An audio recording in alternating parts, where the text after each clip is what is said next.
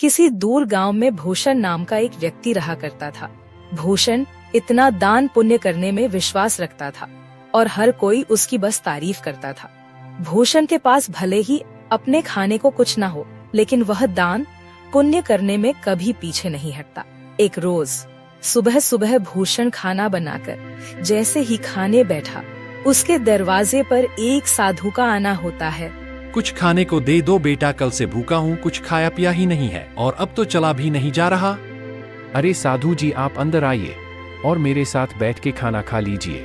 अरे इतने खाने से मेरा पेट नहीं भरने वाला। कोई बात नहीं, मैं आगे मांग कर खा लूंगा। तुम खाना खाने बैठे हो तो खा लो बेटा। अच्छा साधु जी, यह खाना आप ही खा लीजिए, मैं भूखा रह लूंगा क्योंकि रात में मैंने खाना खाया था। इतना कहकर भूषण अपनी थाली उस साधु जी की तरफ बढ़ा देता है। साधु जी भी खाना देखकर दोनों हाथों से जल्दी जल्दी खाने लगता है और खाना खाने के बाद साधु जी भूषण को ढेर सारा आशीर्वाद देते हुए कहते हैं, भगवान तुम्हें हमेशा खुश रखे बेटा। तुमने अपने हिस्से का खाना मुझे खिलाया है। आजकल ऐसे दानवीर लोग मिलते ही कहाँ हैं। तुम्हारा भला हो बेटा। इतना कहकर साधु जी वहाँ से चले जाते हैं। लेकिन भूषण को भी भूख लगी थी। अब वो रसोई में जाकर रसोई में रखे डब्बे को देखने लगता है, जिसमें अन्न का एक दाना भी नहीं था। चलो कोई काम देखता हूँ, कहीं से खाने पीने का बंदोबस्त तो हो जाएगा। बस उस बेचारे का पेट भर गया, मुझे बहुत सुकून मिल रहा है। अब भूषण घर से निकलता है। तभी उसे गांव का मदनलाल देखकर अपनी पत्नी से कहता है, अरे कब से यह अनाज की बोरियां अकेले ही उठा रहा हूँ। अभी भूषण को बुलाता हूँ, तुम देखना वह कैसे मेरी मदद करेगा। उसे तो वैसे भी लोगों की मदद करने का भूत सवार है।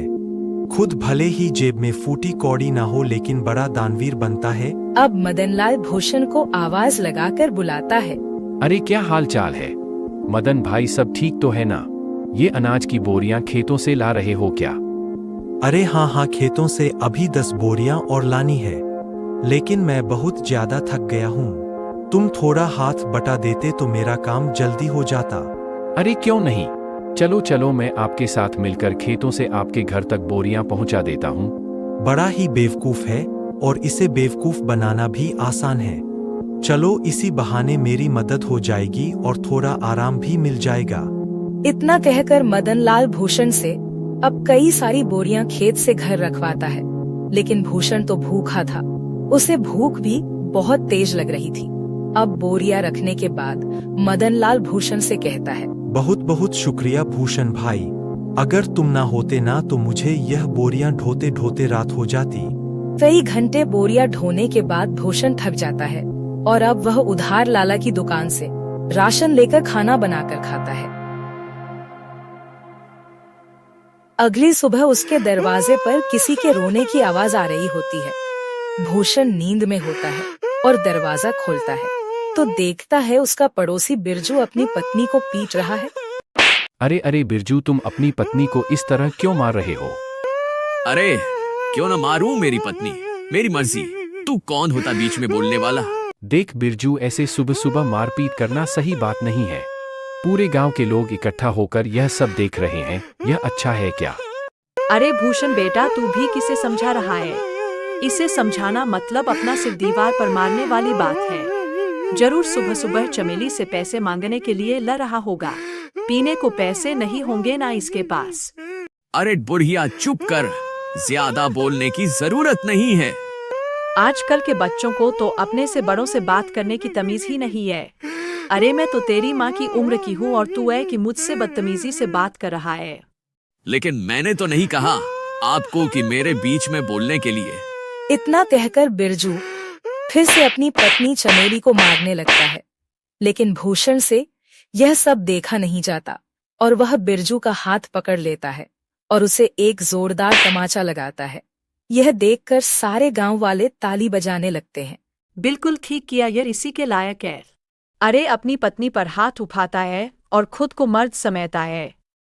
गांव के ढेर सारे लोग ये तमाशा देख रहे होते हैं। उनमें से एक औरत भूषण से कहती है, आप सच में बहुत नेक दिल के हैं। हर किसी की मदद करते हैं, हर किसी का भला चाहते हैं। हम गांव वाले बस आपसे इतना चाहते हैं कि अगला हमारा सरपंच आप ही हो। अरे क्या बात कही है तूने? यह बात तो काफी समय से मैं दिल में दबाए बैठी थी। अरे हाँ हाँ बिल्कुल, भूषण भाई गांव का सरपंच बनेंगे तो गांव में विकास होगा, तरक्की होगी। उस सज्जन सिंह के पास तो गांव के लोग जाने से भी डरते हैं, और रही उसे कुछ कहने की बात तो कोई भी उसके सामने मुंह नहीं खोल पाता। भूषण हर किसी की हर तरह से मदद करता था, जिस वजह से गांव के लोग भूषण को अपना अगला सरपंच बनाने का फैसला करते हैं। अब सरपंच तक यह बात पहुंचती है। सरपंच तिलमिला उठता है। क्या भूषण की इतनी हिम्मत खाने को लाले पड़े हैं, लेकिन सरपंच बनने का सपना देख रहा है। इसे तो मैं छोड़ूंगा नहीं। अरे हाँ मालिक, और तो और गांव वाले कह रहे हैं कि चाहे कुछ भी हो जाए, सरपंच तो भूषण ही बनेगा। अब आपको ही कुछ करना होगा, वरना भूषण आपकी गद्दी लेकर ही मानेगा। सरपंच अब सोच में पड़ जाता है कि वह ऐसा क्या करे जिससे उसके रास्ते का कांटा भूषण हमेशा हमेशा के लिए इस गांव से चला जाए। अगले चुनाव में गांव के लोग भूषण को सरपंच बना देते हैं। अब ऐसे ही कई दिन बीत जाते हैं और जब राशन देने की बारी आती है तो सरपंच बड़े ही चालाकी के साथ राशन में मिलावट करवा देता है, जो भूषण को बिल्कुल पता नहीं चलता। अरे बेटा, तुझे सरपंच बनता हुआ देख बहुत खुशी हो रही है। अब कम से कम राशन तो समय पर और अच्छा मिलेगा। अरे हाँ हाँ, सब कुछ अच्छा ही होगा। आप लोगों ने इतना विश्वास करके मुझे इस गांव का कार्यभार संभालने का जिम्मा दिया है और इसे मैं अच्छे से निभा सकूं, बस यही दुआ करिएगा। हाँ, अब गांव में विकास और तरक्की आने से कोई नहीं रोक सकता। गांव में राशन बांटने के बाद सभी खुश थे कि उन्हें पहली बार पूरा राशन मिला है, वरना सरपंच सज्जन सिंह तो आधे से ज्यादा राशन काट लिया करता है। लोगों को राशन मिल चुका था, लेकिन अगले दिन पूरे गांव में शोर मच जाता है कि उनके नए सरपंच भूषण ने मिलावटी राशन दिया है। अब गांव वाले एक जगह इकट्ठा होकर भूषण से सवाल करते हैं। हमने तुम पर विश्वास करके तुम्हें गांव का सरपंच बनाया और तुमने हमारे साथ ही विश्वासघात किया भूषण। बेटा, मुझे तुझसे यह उम्मीद नहीं थी। अरे राशन में मिलावट करके क्या मिला तुम्हें? तुम तो गांव के लोगों का हमेशा से भला चाहते थे, तो भला फिर राशन में मिलावट क्यों किया? इतना मिलावट तो सरपंच जी भी नहीं करते थे। हमने तुम्हें सरपंच बनाकर गलत फैसला ले लिया है। बिल्कुल ठीक कह रही है कलावती काकी, अभी के अभी तुम इस गांव से निकल जाओ। तुम इस गांव में रहने के लायक ही नहीं हो। ये सारी बातें चल ही रही होती हैं कि तभी वहाँ सरपंच आ जाता है। अरे हाँ हाँ, इसे अभी के अभी गांव से निकाल दिया जाए।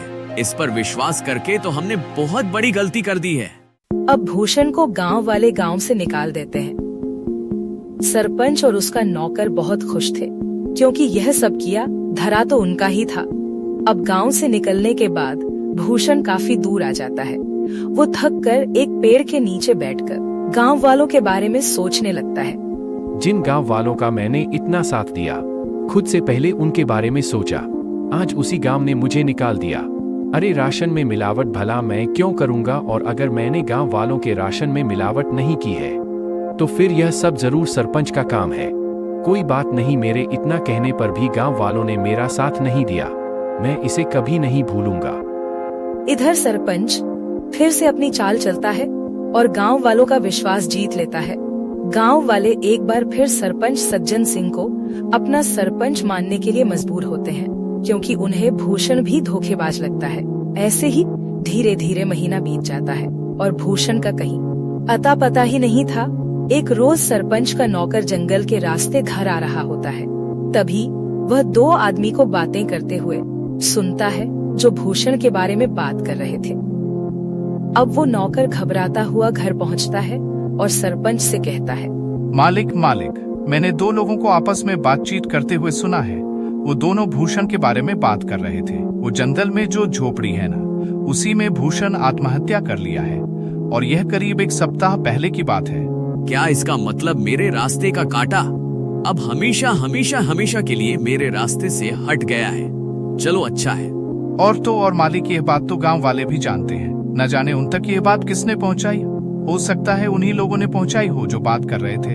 अरे गांव वाले बहुत ही मतलबी हैं। भूषण ने गांव वालों का कितना साथ दिया, और गांव वाले भी यही कहेंगे कि भूषण ने शर्म के मारे आत्महत्या कर ली। गांव वालों के साथ साथ सरपंच को भी अब पूरा यकीन हो गया था कि भूषण ने आत्महत्या कर ली है। लेकिन कुछ दिनों बाद भूषण सरपंच के दरवाजे पर पहुंचता है। शाम का समय था, चारों तरफ अंधेरा छा रहा था।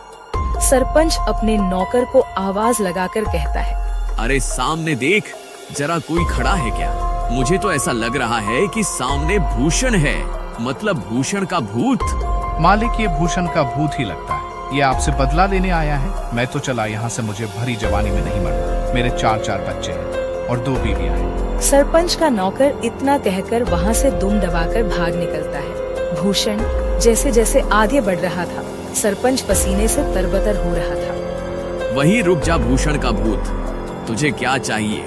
मैं तुझे सब कुछ देने के लिए तैयार हूँ, अपना घर, जमीन, पैसा, लेकिन मुझे मारना मत। मैं तुम्हें नहीं छोड़ूंगा। तुमने मुझे बदनाम किया है। अब तुम ही यह सच गांव वालों के साथ सामने बोलोगे, वरना मैं तुम्हें मार डालूंगा। अरे हाँ, मैं गांव वालों के सामने सच को बोलने के लिए तैयार हूँ, लेकिन मुझे मारना मत। अब सरपंच रात के समय ही गांव वालों को इकट्ठा करके सबके सामने सच को बोलता है कि उस दिन राशन में मिलावट उसने और उसके नौकर ने की थी। आप लोग भले ही मुझे भूत समझ रहे हो, लेकिन मैंने अपने आत्महत्या की खबर झूठी फैलाई थी ताकि मैं चोर को पकड़ सकूं, और चोर आप सभी के सामने है। मैंने हमेशा लोगों का भला किया, तभी तो आप लोगों ने मुझे इतने सम्मान और प्यार के साथ दानवीर कहा। भाई, मुझसे गलती हो गई, मुझे माफ कर दो। मैं तुम्हारे आगे हाथ जोड़ता हूँ। अब उसी वक्त गांव वाली सरपंच को गांव से निकालकर सरपंच की जगह भूषण को गांव का सरपंच बनाते हैं और भूषण से माफी मांगते हैं कि वह सरपंच की बातों में आ गए थे और उन्होंने बिना सोचे समझे उसे गांव से निकाल दिया था।